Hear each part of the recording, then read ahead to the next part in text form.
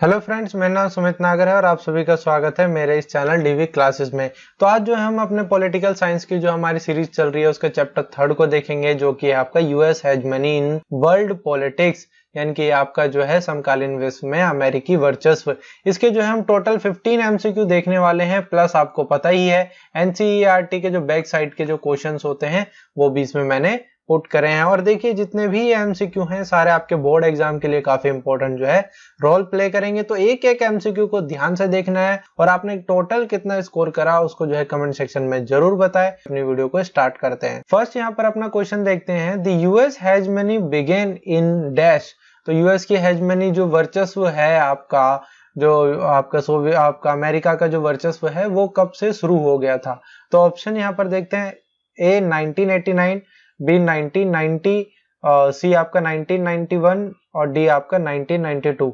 तो इनमें से जो है कौन सा ईयर है कब से आपका यूएस की हेजमनी यानी कि अमेरिका का वर्चस्व की शुरुआत हो गई थी। राइट आंसर अगर आप देखोगे 1991। देखिए अगर थ्योरेटिकली ये क्वेश्चन आता है तो आप जो है अगर कहोगे कि जो वर्ल्ड वॉर आपकी जो खत्म हुई 1945 के बाद ही यूएस की हेजमनी जो है स्टार्ट हो गई थी, लेकिन अगर आपका ऑब्जेक्टिव के उसमें बेस में आता है तो आपको 1945 नहीं लगाना है, आपका जो है क्या लगाना है 1991। तो थ्योरेटिकली लिखोगे यहाँ पर आप 1945 से लेके 1991 तक आप जो है इस टाइम पीरियड को लिखोगे, या फिर आप कहोगे कि 1945 से ही जो है ये चीज यूएस की हेजमनी जो है स्टार्ट हो गई थी, मतलब अमेरिका का वर्चस्व पूरी दुनिया में दिखने लगा था। लेकिन ऑब्जेक्टिव वे में आप क्या लिखोगे 1991। तो जो वहां पर टॉपिक दे रखा है आपका बुक में उससे जो है आप कंफ्यूज मत हो जाना, क्योंकि उसमें 1991 और आपका 1945 के ऊपर जो है डिबेट उसमें दे रखी है। सेकंड अपना क्वेश्चन देखते हैं, in dash year Iraq invaded Kuwait. जो इराक ने जो है कुवैत पे जो है हमला कर दिया था, तो वो कौन से ईयर में करा था वो आपको बताना है। ऑप्शन यहाँ पर देखते हैं, जुलाई 1990, बी आपका अगस्त 1990, सी आपका सितंबर 1990 और आपका डी आपका अक्टूबर 1990। तो इन चारों में से कब आपका इराक ने कुवैत पे जो है हमला करा था। राइट आंसर अगर आप देखोगे वो है आपका अगस्त 1990। तो अगस्त 1990 में इराक ने इन्वेड करा था, किस पे, कुवैत पे आक्रमण करा था। थर्ड अपना क्वेश्चन देखते हैं, the US operation in Iraq was called. तो जो यूएस ने, यूनाइटेड स्टेट ने, आपका अमेरिका ने इराक में जो ऑपरेशन जो चलाया था उसका क्या नाम था। तो ए ऑप्शन देखते हैं, ए ऑपरेशन डेजर्ट इराक, बी आपका ऑपरेशन डेजर्ट क्लियर, सी आपका ऑपरेशन डेजर्ट स्टॉर्म और डी आपका नन ऑफ द अबव। तो इन चारों में आपका कौन सा राइट आंसर है वो आपको बताना है।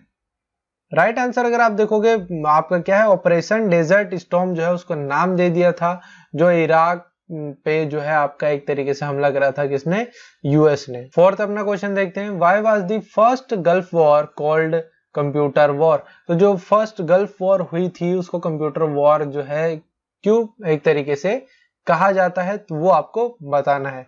ऑप्शन यहाँ पर देखते हैं, A wide spread television coverage, B आपका यूज ऑफ स्मार्ट बॉम्ब और सी आपका use of military in large numbers और डी आपका नन ऑफ द अबव। तो क्यों कहा जाता है कंप्यूटर वॉर आपको इन चारों ऑप्शन में से समझ के आपको बताना है। देखिए इसके अंदर से दो क्वेश्चन निकल रहे हैं, अभी बताता हूं। तो इसका राइट आंसर पहले अगर आप देखोगे, स्मार्ट बॉम्ब का और काफी स्मार्ट टेक्नोलॉजी का यूज करा गया था, किसके द्वारा, आपका यूएस के द्वारा, जब इराक पे उसने क्या करा था, आपका हमला करा था। तो यहाँ पर जो है स्मार्ट बम का जो है यूज करा था। देखिए लार्ज मिलिट्री भी था, टेलीविजन कवरेज भी था, ये भी था। लेकिन यहाँ पर मैंने अभी आपसे क्या कहा, दो क्वेश्चंस थे। एक तो ये हो गया कि कंप्यूटर वॉर अगर कहे तो वो आपका स्मार्ट बम वगैरह यूज करा था, लेकिन अगर कह दे कहीं पर ये आपका वीडियो गेम वॉर भी क्यों कहा जाता है। तो वीडियो गेम वॉर जो है इसलिए कहा जाता है क्योंकि यहाँ पर टेलीविजन का जो कवरेज था वो पूरी दुनिया में उसको दिखाया जा रहा था कि यूएस किस तरीके से इराक को जो है हरा रही है और कैसे कैसे वहां पर जो है आपका सद्दाम हुसैन जो आपका लीडर था वहां का, वो जो है किस तरीके से पीछे हट रहा है। तो वो जो पूरे जो कहानी चली उस कहानी को एक तरीके से जो टेलीविजन पे दिखाया गया, तो इसलिए उसको वीडियो गेम वॉर भी कहा जाता। तो याद रखना, फर्स्ट गल्फ वॉर को जो है वीडियो गेम वॉर और कंप्यूटर वॉर दोनों कहा जाता है। फिफ्थ अपना क्वेश्चन देखते हैं, the bombing of US embassy in Nairobi Kenya दार एस सलाम Tanzania in 1998, These bombing were attribute to। देखिए थोड़ा क्वेश्चन बड़ा है, क्या बोलना चाह रहा है कि आपका जो बॉम्ब जो है एक तरीके से यूएस के एम्बेसीज में जो अलग अलग जगह पर थी, आपके हर कंट्री के अलग अलग हर देश में जो है होती ही है। तो ये बोलना चाह रहा है यहाँ पर कि नायरोबी, केन्या, दार एस सलाम और तंजानिया में जो बॉम्ब जो गिराए गए इसके यूएस के एम्बेसी में, तो वो 1998 में जो गिराए गए थे वो कौन था, उसके पीछे अगर मैं कहूँ उसके पीछे कौन था वो आपको बताना है। तो ऑप्शन यहाँ पर देखते हैं अल बादर, बी आपका हमास, सी आपका जमात इस्लामी और डी आपका अलकायदा। तो इनमें से कौन था जो आपका क्या है ये बॉम्ब वगैरह गिरे गए थे? राइट आंसर अगर आप देखोगे वो है अलकायदा। अलकायदा ने जो है यूएस के इन अलग अलग एम्बेसीज में जो है क्या बॉम्बिंग करी थी। सिक्स्थ अपना क्वेश्चन देखते हैं, as a part of its global war on terror the US launch operation against all those suspected to be behind 9/11 attack, what was the operation name? देखिए क्या कहना चाह रहा है इस स्टेटमेंट में, भैया जो global war terror on terror जो चला था जब 9/11 का अटैक हुआ था, किस पे, जब आपका यूएसए पे, तो यूएसए में जो ये 9/11 का अटैक हुआ था तो इसने ग्लोबल वॉर ऑन टेरर जो है एक तरीके से छेड़ दिया था। तो उस टाइम पे जो है वहां के प्रेसिडेंट ने एक ऑपरेशन चलाया था कि 9/11 के अटैक को जो है जो भी इसके पीछे जो भी होगा उसको जो है सजा दिलाने के लिए। तो उस ऑपरेशन का नाम क्या है वो आपसे पूछ रहा है। तो यहाँ पर ऑप्शन देखते हैं, ए ऑपरेशन डेजर्ट स्टॉर्म, बी आपका ऑपरेशन एंड्यूरिंग फ्रीडम, सी आपका ऑपरेशन इराकी फ्रीडम और डी आपका नन ऑफ द अबव। तो कौन सा आपका राइट आंसर है वो जरूर बताएं। राइट आंसर अगर आप देखोगे वो है ऑपरेशन एंड्यूरिंग फ्रीडम। तो ये ऑपरेशन एंड्यूरिंग फ्रीडम जो है चलाया गया था किसके, यूएसए के द्वारा 9/11 के अटैक का जो है एक तरीके से बदला लेने के लिए, कि जितने भी यहाँ पर सस्पेक्ट वाली जो भी दिखे कि भैया हाँ कि इस ऑर्गेनाइजेशन का या इस पर्सन का हाथ हो सकता है 9/11 के अटैक में, तो उसको जो है गिरफ्तार कर लो। आप ये कह सकते हो बिना सबूत के, शक के बिना पे जो है एक तरीके से गिरफ्तार कर लो। तो इस ऑपरेशन को दिया गया था नाम ऑपरेशन एंड्यूरिंग फ्रीडम। सेवंथ अपना क्वेश्चन देखते हैं, when the operation Iraqi freedom was launch, दो इराकी फ्रीडम जो आपका चला था वो कब आपका लॉन्च जो है करा गया था? ऑप्शन यहाँ पर देखते हैं, ए 19 मार्च 2000, बी आपका 19 मार्च आपका 2001, सी आपका 19 मार्च 2002 और आपका फिर 2003। तो यहाँ पर जो है एक तरीके से कब आपका ऑपरेशन इराकी फ्रीडम चलाया गया था? राइट आंसर अगर आप देखोगे ऑपरेशन आपका जो ये चलाया गया था इराकी फ्रीडम वो 19 मार्च 2003 में जो है चलाया गया था। 8th अपना क्वेश्चन देखते हैं, where is the US defence department?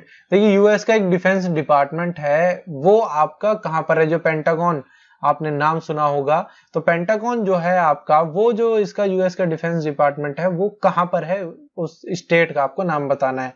Option यहाँ पर देखते हैं, ए वॉशिंगटन डीसी, बी आपका वर्जीनिया, आपका सी आपका न्यूयॉर्क और डी आपका कैलिफोर्निया। तो इन चारों स्टेट में से कौन से स्टेट में आपका यूएस का डिफेंस डिपार्टमेंट है?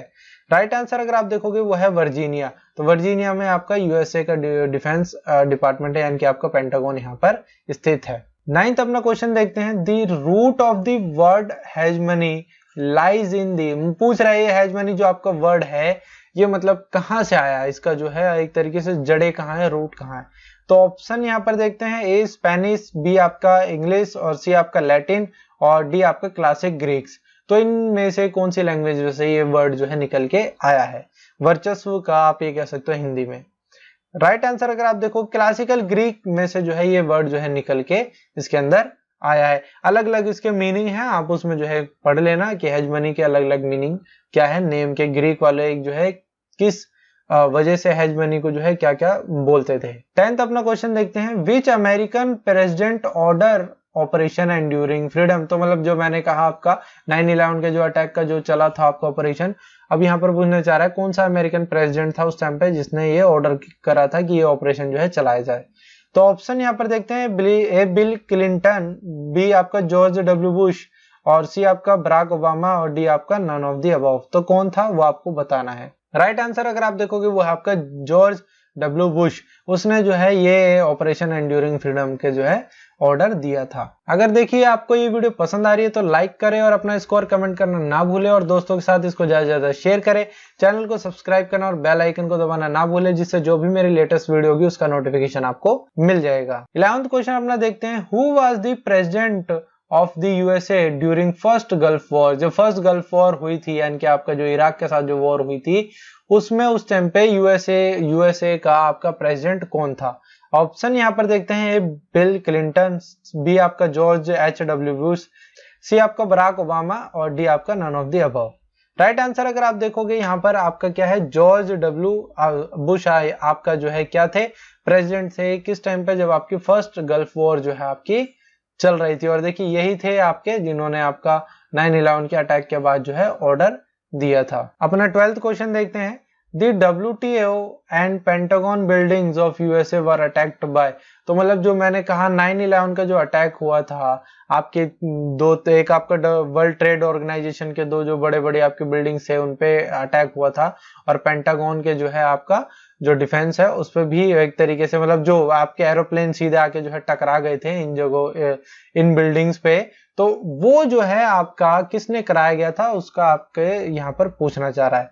ऑप्शन यहाँ पर देखते हैं अपना कि ए आपका अल बादर, बी आपका सॉरी यहाँ पर थोड़ा लिखने में हो गया, बी आपका अलकायदा और सी आपका क्या है जमात इस्लामी और डी आपका हमास। तो किसने जो है एक तरीके से ये कराया था। राइट आंसर अगर आप देखोगे वो है आपका अलकायदा। अलकायदा ने जो है यहाँ पे अटैक करवाया था, पहले ही बताया मैंने 9/11 का अटैक हो या फिर यूएसए की असेंबली पर अटैक हो, वो किसने कराया था, एक ही ऑर्गेनाइजेशन है वो है अलकायदा। 13 अपना क्वेश्चन देखते हैं, और देखिए ये सारे क्वेश्चन आपके एनसीईआरटी के हैं, काफी अच्छा इनका लेवल है, तो बड़े ध्यान से इनको सुनना और समझना।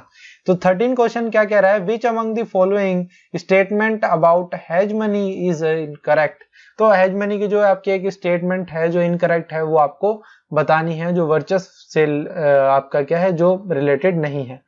ऑप्शन देखते हैं, the word implies the leadership और आपका क्या predominance of an state. B आपका it was used to denote the predominance of Athens in Asian Greece. C आपका the country has a hegemonic position will possess unchallenged military power. D आपका hegemonic position is fixed once a hegemon always a hegemon. तो यहाँ पर आपका इन चारों में आपको बताना है कौन सा राइट आंसर है। अभी इन सारे के सारे ऑप्शन को मैं एक एक करके आपको समझाऊंगा, तो पहले इसका राइट आंसर देख लेते हैं। वो है आपका क्या, hegemonic position is fixed once a hegemon always hegemon. तो ये जो है ये हेजमनी की क्या है आपका वर्चस्व की क्या है आपकी कोई एक आपके क्या है स्टेटमेंट नहीं है जो उससे रिलेटेड है। यहाँ पर देखते हैं, the word implies the leadership और प्रीडोमिनेंस ऑफ वन स्टेट। हाँ जी, कि लीडरशिप को जो है एक तरीके से दिखाता है कि प्रीडोमिनेंस जो है उस स्टेट का है, जैसे आप यूएसए का आज आप देख सकते हो। It was used to denote the predominance Athens in Asian Greece। जैसे हमने पहले भी देखा था कि जो एशियन जो ग्रीक थे आपके वो इस वर्ड का यूज करते थे, वो एथेंस के लिए इन वर्ड का जो है यूज करते थे कि वो भाई बहुत ग्रेट है, वो लीडर बहुत अच्छे हैं, तो वो इस वजह से इस वर्ड का यूज करते थे। तो ये भी हेजमनी वर्ड से जो है रिलेटेड है। The country has a hegemonic position will possess unchallenge military power. भैया मिलिट्री पावर जो है उसकी बहुत स्ट्रॉन्ग होती है, जिससे जो है कोई भी उसको चैलेंज नहीं कर सकता। तो ये तीनों की तीनों स्टेटमेंट जो है हेजमनी से रिलेटेड है, लेकिन चौथी वाली नहीं है। क्या कह रहा है आपका, हेजमनिक पोजीशन इज फिक्स, कि हेजमनिक जो पोजीशन मतलब हेजमनी अगर एक बार आ गया तो फिक्स है, उसके बाद उसको कोई बदल नहीं सकता। Once a hegemony always a hegemon. ठीक है, तो क्या कह रहा है, हेजमनी जो जहां पर वर्चस्व एक किसी देश का आ गया तो वर्चस्व रहेगा ही, और वर्चस्व फिक्स रहता है। भैया ऐसा नहीं है।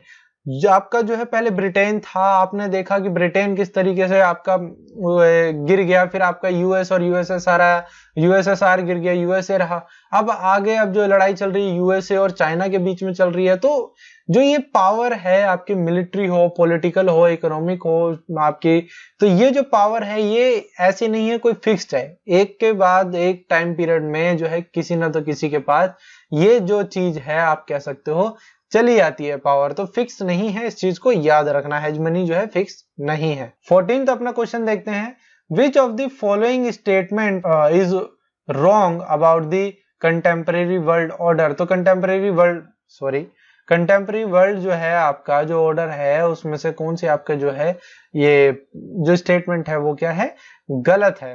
तो ऑप्शन यहाँ पर देखते हैं, अगेन दोबारा ऑप्शन आपको एक एक करके समझाऊंगा, पहले रीड कर लेते हैं। There is an absence of world government which could regulate the state behavior. B आपका the US is the predominant player in the in world affair. C आपका the state are using force against one another D आपका state which violate international laws are severely punished by UN. तो इसमें जो है आपका चारों में से कौन सा ये बताना चाह रहा है कि आपका कंटेम्परेरी वर्ल्ड ऑर्डर में जो है ये चीज आते नहीं है। राइट आंसर अगर आप देखेंगे पहले है डी। तो पहले एक एक ऑप्शन को समझते हैं। There is an absence of world government which could regulate the state behaviour. देखिए वर्ल्ड गवर्नमेंट जैसी कोई चीज है ही नहीं, तो कोई भी किसी स्टेट का बिहेवियर जो है रेगुलेट नहीं कर सकता है, उसके व्यवहार को जो है पकड़ नहीं सकता है, समझ नहीं सकता है, क्योंकि वर्ल्ड गवर्नमेंट होती नहीं है, कोई कंट्री की अलग अलग गवर्नमेंट होती है, पूरे दुनिया की जो है कोई एक गवर्नमेंट नहीं है।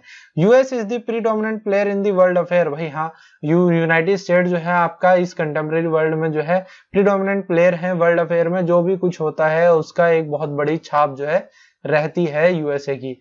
States are using force against one another.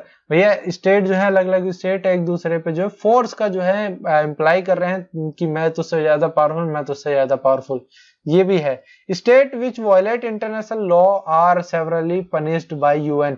भैया यूनाइटेड नेशन में ऐसा कोई लॉ ही नहीं है, अगर आप यूनाइटेड नेशन की बात नहीं मानते तो आपको पनिश करा जाएगा, ऐसा कोई लॉ नहीं है। बस ये कह दिया गया है कि आपके ऊपर सैंक्शन पे सैंक्शन जो है लगा दिए जाएंगे। आपका जो है हम WTO लगाएगा आपका अलग सैंक्शन, जो है WHO आपका अलग लगाएगा, मतलब अलग अलग जो आपके ऑर्गेनाइजेशन है वो अलग अलग आपके ऊपर लगाएगा कि सैंक्शन लगा देगा। बस ये कर सकता है यूएन जो पनिश नहीं कर सकता है किसी को, ये चीज याद रखना। तो ये डी स्टेटमेंट जो है रॉन्ग हो जाती है। 15th और अपना लास्ट क्वेश्चन देखते हैं। Which among the following statement is wrong with the regard of operation Iraqi freedom. Iraqi freedom जो हुआ था उसमें आपका क्या है, ये कौन सी स्टेटमेंट है जो रॉन्ग है। ऑप्शन देखते हैं यहाँ पर। ए आपका more than 40 country join US led coalition of the willing to invade Iraq.